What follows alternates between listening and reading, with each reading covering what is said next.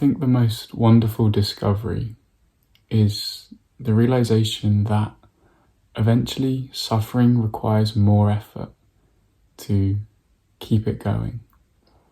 Eventually there's no need to work out a way to keep peace or keep presence or grasp these things, because you see that it actually takes more of a effort and a more of a holding on to identify the separate self, to resist this moment, resist the sensations, and then it's exponential.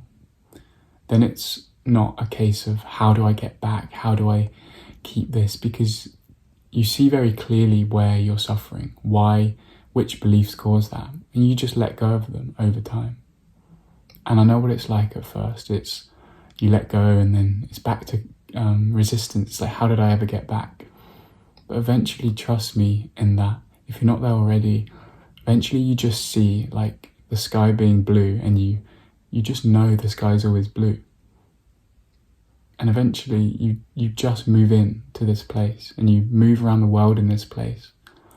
So if you're out there and you've seen maybe through a separate self and it's just a glimpse, and when you go back to the world and these triggers come back, you separate again, or you feel separate again, just know this is just reactivity. This is just the momentum of the ego. And usually step one is enlightenment, and all the other steps, which are stepless steps anyway, are just integrating this back into the world and letting the reactivity run out, letting the emotional charge behind an ego run out.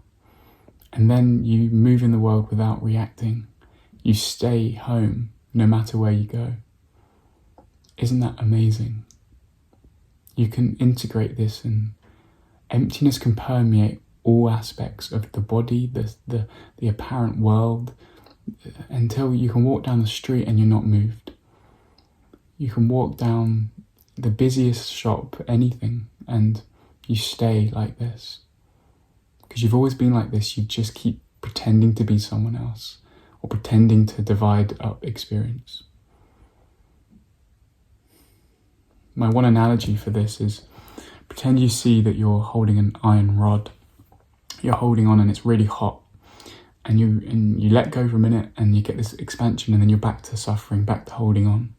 Just holding on and letting go. And eventually you see you don't have to hold on. You don't have to hold on to life, to identities, to beliefs. And it's not that you have to figure out how to let go, because your natural state is letting go. And then eventually you just never hold on again. Or you can see the holding on so clearly that it's dropped. And you see it in others as well. I hope that helps.